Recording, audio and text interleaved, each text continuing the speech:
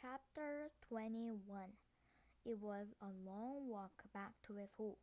Stanley looked down through the haze of heat and dirt at the other boys lowering and raising their shovels. Group D was the farthest away. He realized that once again he would be digging long after anyone else had quit. He hoped he'd finish before Mr. Sir recovered. He didn't want to be out there alone with Mr. Sir. "He won't die," the warden had said, "unfortunately for you." Walking across the desolate wasteland, Stanley thought about his great-great-grandfather, not the pig stealer, but the pig stealer's son, the one who robbed by kissing Kate Barlow. He tried to imagine how he must have felt after kissing Kate had left him stranded in the desert. It probably wasn't a whole lot different from the way he himself felt now. Kate Barlow had left his great-grandfather to face the hot, barren desert. The warden had left Stanley to face Mr. Sir. Somehow his great-grandfather had survived for 17 days before he was rescued by a couple of rattlesnake hunters. He was insane when they found him. When he was asked how he had lived so long, he said he found refuge of God's thumb. He spent nearly a month in a hospital. He ended up marrying one of the nurses. Nobody ever knew what he meant by God's thumb, including himself. Stanley heard a twitching sound. He stopped in mid-step, with one foot still in the air. A rattlesnake lay coiled beneath his foot. Its tail was pointed upward, rattling. Stanley backed his leg away, then turned and ran. The rattlesnake didn't chase after him. He had rattled its tail to warn him to stay away. "Thanks for the warning," Stanley whispered as his heart pounded. The rattlesnake would be a lot more dangerous if it didn't have a rattle. "Hey, caveman!" called Ombre. "You're still alive!" "What the warden said?" asked X-Ray. "What you tell her?" asked the Magnet. "I told her I stole the seeds," said Stanley. "Good thing," said Magnet. "What'd she do?" asked the Zigzag. Stanley shrugged one shoulder. "Nothing. She got mad at Mr. Sir for bothering her." He didn't feel like going into details. If he didn't talk about it, then maybe it didn't happen. He went over to his hole, and to his surprise it was nearly finished. He stared at it, amazed. It didn't make sense. Or perhaps it did. Since he had taken the blame for the sunflower seeds, he realized the other boys had dug his hole for him. "Hey, thanks," he said. "Don't look at me," said X-Ray. Confused, Stanley looked around, from Magnet to Ombre to Zigzag to Squid. None of them took credit from him. Then he turned to Zero, who had been quietly digging in his hole since Stanley's return. Zero's hole was smaller than all the others. "Wow, Zero is kind." He didn't dig his hole much, but he dug Stanley's hole instead. "He's so kind." Chapter 22. Stanley was the first one to finish, because Zero helped him to dig. He spat in his hole, then showered and changed into his cleaner set of clothes. It had been 3 days since the laundry was done, so even his clean set was dirty and smelly. Tomorrow, these would become his work clothes, and his other set would be washed. He could think of no reason why Zero would dig his hole for him. Zero didn't even get any sunflower seeds. "I guess he likes to dig holes," Ombre said. "He's a mole," Zigzag said. "I think he is dirt." "Moles don't eat dirt," X-Ray pointed out. "Worms eat dirt." "Hey, Zero," Squid asked. "Are you a mole or a worm?" Zero had said nothing. Stanley never even thanked him. But now he sat on his cot and waited for Zero to return from the shower room. Thanks, he said as Zero entered through the tent flap. Zero glanced at him, then went over to the crates, where he deposited his dirty clothes and towel. Why'd you help me? Stanley asked. Zero turned around. You didn't steal the sunflower seeds, he said. So neither of you, said Stanley. Zero stared at him. His eyes seemed to expand, and it was almost as if Zero was looking right through him. You didn't steal the sneakers, he said. Stanley said nothing. He watched Zero walk out of the tent. If anybody had X-ray vision, it was Zero. Wait, he called, then hurried out after him. Zero had stopped just outside the tent, and Stanley almost ran to him. I'll try to teach you to read if you want, Stanley offered. I don't know if I know to teach, but I'm not that worn out today, since you dug a lot of my hole.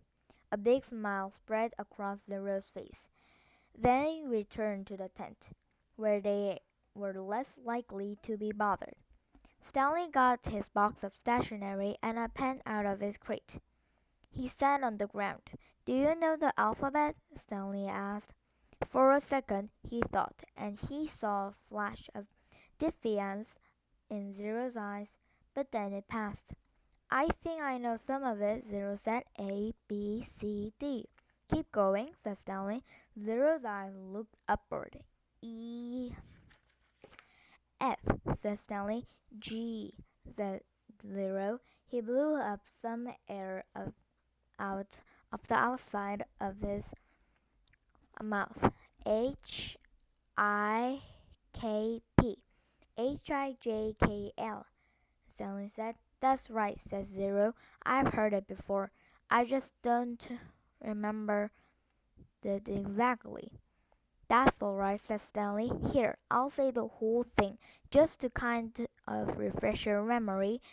Then you can try it.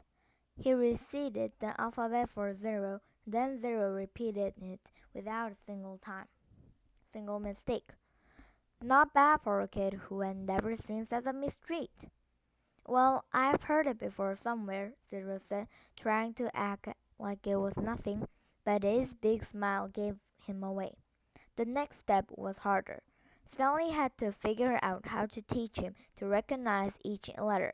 He gave Zero a piece of paper and took a piece of for himself. I guess we'll start with A. He printed a capital A, and then Zero copied it on a sheet of paper. The paper wasn't lined, which made it more difficult, but Zero's A wasn't bad, just a little big. Stanley told him he needed to write smaller, or else they'd run out of paper really fast. Zero printed it smaller. Actually, there's two ways to write each letter, Stanley said, as he realized this was going to be even harder than he thought. That's a capital A, but usually you'll see a small a. If you only have capitals at the beginning of a word, and only if it's the start of the sentence, or if it's a proper noun like a name. Zero nodded as if he understood, but Stanley knew he had made very little sense. He printed a lowercase a, and Zero copied it. So there are 52, said Zero. Stanley didn't know what he was talking about. Instead of 26 letters, there are really 52. Stanley looked at him, surprised. I guess that's right. How'd you figure that out? He asked. Zero said nothing. Did you add? Zero said nothing. Did you multiply? That's just how many they are, said Zero. Stanley raised and lowered one shoulder. He didn't even know how Zero knew there were 26 in the first place. Did he count them as he recited them? He had Zero write a few more upper and lowercase a's, and then he moved on to a capital B. This was going to take a long time, he realized. You can teach me 10 letters a day, suggested Zero. 5 capitals and 5 smalls. After 5 days, I'll know them all. Except on the last day, I'll have to do 12. 6 capitals and 6 smalls. Again, Stanley stared at him, amazed that he was able to figure all that out. Zero must have thought he was starting for a different reason because he said, I'll dig part of your hole every day. I can dig about for an hour, then you can teach me for an hour. And since I'm a faster digger anyway, our holes will get done about the same time. I won't have to wait for you. Okay, Stanley agreed. As Zero was printing his bees, Stanley asked him how he figured out it would take 5 days. Did you multiply? Did you divide? That's just what it is, Zero said. It's good math, said Stanley. I'm not stupid, Zero said. I know everybody thinks I am. I just don't like answering their questions. Later that night, as he lay on his cot, Stanley reconsidered the deal he had made with Zero. Getting a break every day would be a relief, but he knew X-Ray wouldn't like it. He wondered if there might be some way Zero would agree to dig part of X-Ray's hole as well. But then again, why should he?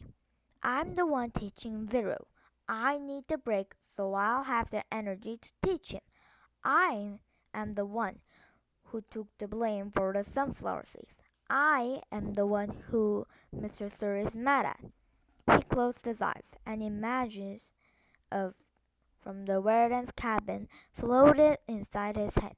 Her red fingernails, Mr. Sir wreathing on the floor, her flowered makeup kit.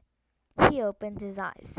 He suddenly realized where he'd seen the gold tube before. He'd seen it in his mother's bathroom, and he'd seen it again in the warden's cabin. It was half of a lipstick container. KB? KB? He felt a jolt of astonishment. His mouth silently formed the name Kate Barlow, as he wondered if it really could have belonged to the kissing outlaw. And that is the end of chapter 21 and 22. See you next time with chapter 23. Bye.